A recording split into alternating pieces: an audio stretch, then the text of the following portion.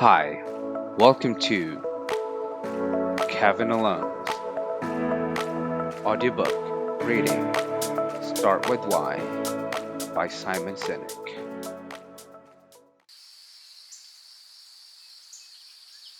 The company's chief, whose obligation it is to help us decide, their ability to do so has gotten more and more difficult.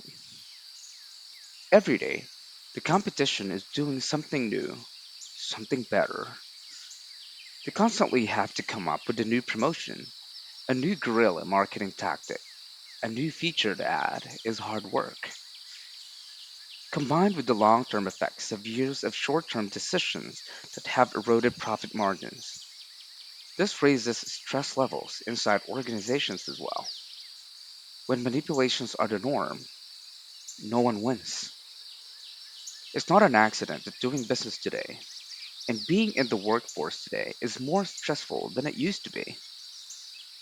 Peter Wybrow, in his book, American Mania, When More Is Not Enough, argues that many of the ills that we suffer from today have very little to do with the bad food we're eating or the partially hydrogenated oils in our diet.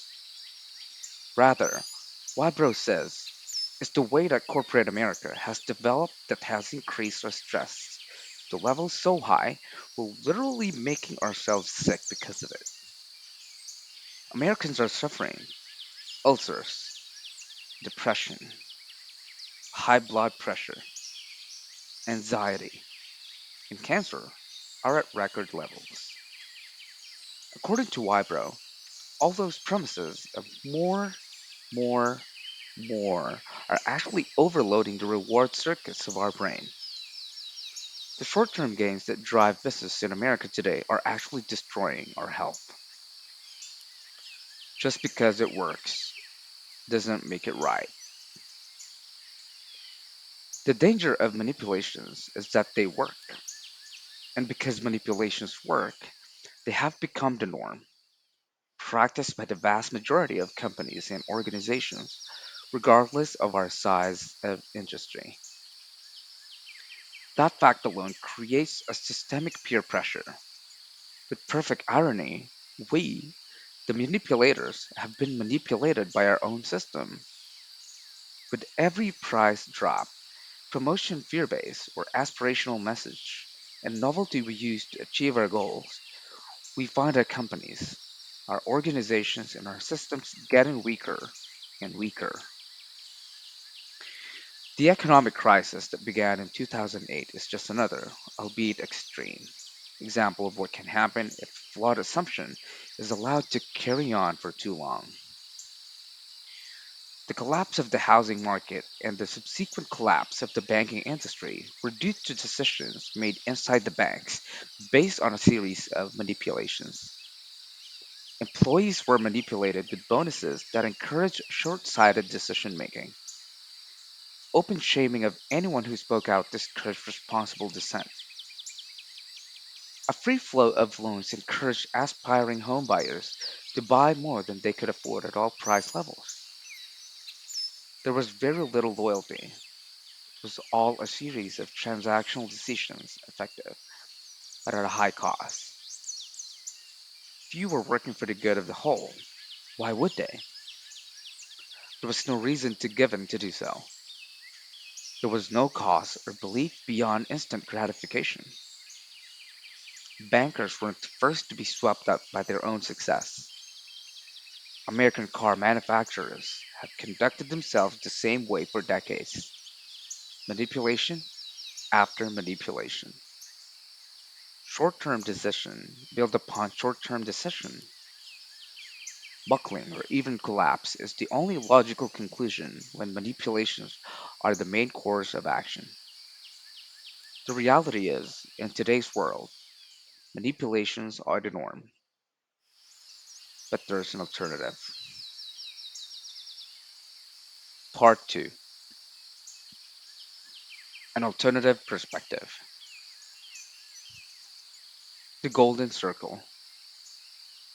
Why, how, what? There are a few leaders who choose to inspire rather than manipulate in order to motivate people, whether individuals or organizations. Every single one of these inspiring leaders thinks, acts, and communicates exactly the same way, and it's the complete opposite of the rest of us. Consciously or not, how they do it is by following a naturally occurring pattern that I call the golden circle. The concept of the golden circle was inspired by the golden ratio, a simple mathematical relationship that has fascinated mathematicians, biologists, architects, artists, musicians, and naturists since the beginning of history. From the Egyptians to Pythagoras to Leonardo da Vinci, many have looked to the golden ratio to provide a mathematical formula for proportion and even beauty. It also supports the notion that there is more order in nature than we think, as in the symmetry of leaves and the geometric perfection of snowflakes. What I found so attractive about the golden ratio, however, was that it had so many applications in so many fields.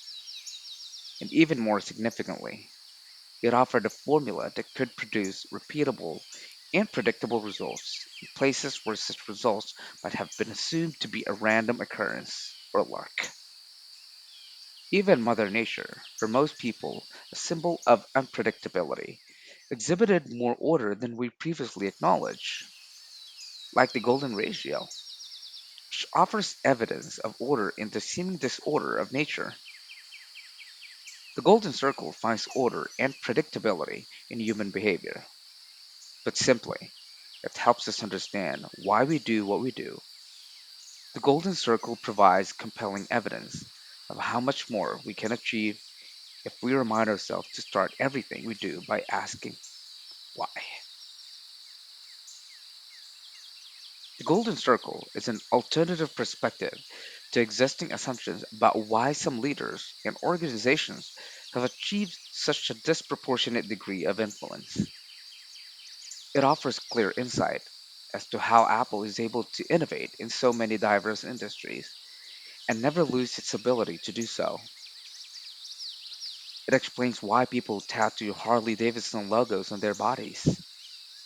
It provides a clearer understanding, not just how Southwest Airlines created the most profitable airline in history, and why the things it did work. It even gives us clarity as to why people follow Dr. Martin Luther King Jr. in a movement that changed a nation, and why we took up John F. Kennedy's challenge to put a man on the moon even after he died. The Golden Circle shows how these leaders were able to inspire actions instead of manipulating people to act. This alternative perspective is not just useful for changing the world, there are practical applications for the ability to inspire too. It can be used as a guide to vastly improving leaders, corporate culture, hiring, product development, sales, and marketing. It even explains loyalty and how to create enough momentum to turn an idea into a social movement.